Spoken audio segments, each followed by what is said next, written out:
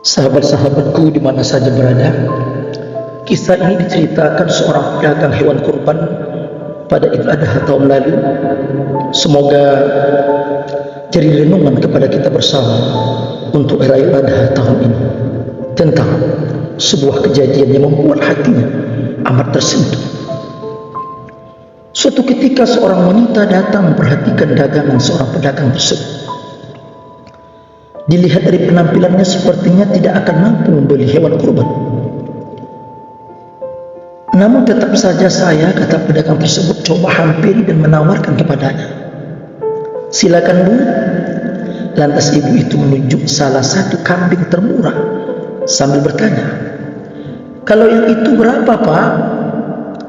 Oh, yang itu 2.700.000 Bu, jawab pedagang tersebut. Harga pasnya berapa? Tanya kembali si ibu.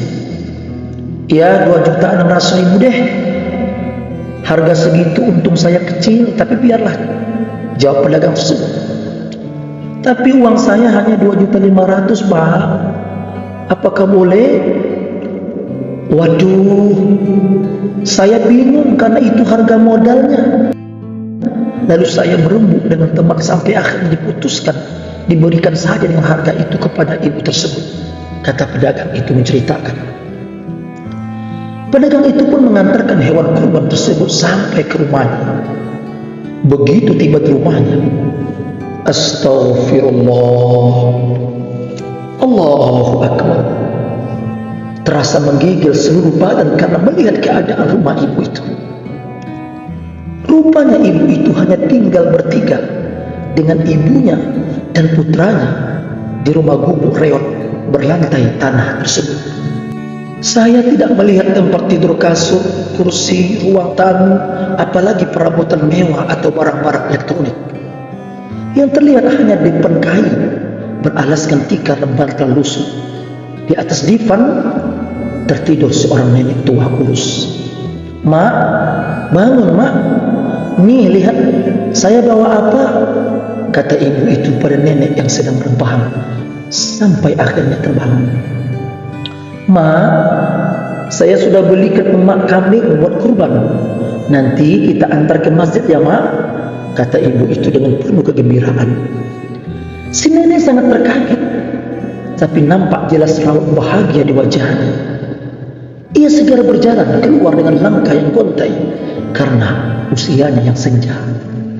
Sambil mengelus-ngelus kambing, nenek itu berucap, Alhamdulillah, akhirnya kesampaian juga. Kalau emak mau berkurban. Nih Pak, uangnya. Maaf ya kalau saya nawar kemurahan, karena saya hanya kuli nyuci di kampung sini Pak. Saya sengaja mengumpulkan uang untuk beli kambing yang akan diniatkan buat kurban atas nama emak saya, kata ibu muda itu. Kaki pedagang itu bergetar, dadanya terasa sesak. Sambil menahan tetes air mata, dia berdoa, Ya Allah, ampuni dosa hamba. Hamba malu berhadapan dengan hambamu yang pasti lebih mulia ini. Seseorang yang miskin harta namun kekayaan imannya begitu luar biasa. Pak, ini ongkos kendaraan, panggil ibu itu. Sudah Bu, biar ongkos kendaraannya saya bayar, kata pedagang sambil menyembunyikan yang sudah berkaca-kaca. Saya cepat pergi sebelum ibu itu tahu. Pedagang itu pergi sebelum ibu tahu kalau mata ini sudah basah karena tak sanggup mendapat teguran dari Allah, sudah bertemukan dengan hambanya yang dengan kesabaran, ketabahan, dan penuh keimanan ingin memuliakan orang tuanya meski dengan segala keterbatasan ekonominya. Masya Allah, untuk mulia ternyata tidak perlu harta berlimpah, jabatan tinggi, apalagi kekuasaan. Kita bisa belajar keikhlasan dari ibu itu untuk menggapai kemuliaan hidup, bukan untuk dirinya, tapi demi ibunda tercintanya. Berapa banyak di antara kita yang diberi kecukupan penghasilan, namun masih saja ada keengganan untuk berkorban. Padahal bisa jadi harga handphone, jam tangan, tas, ataupun aksesoris yang menempel di tubuh kita harganya jauh lebih mahal dibandingkan seekor hewan kurban. Namun selalu kita sembunyi di balik kata tidak mampu atau tidak dianggarkan. Ya Allah, mudahkanlah urusan rezeki orang-orang yang mendengarkan pesan ini. Luaskan rezekinya Allah untuk bisa berkorban di tahun ini.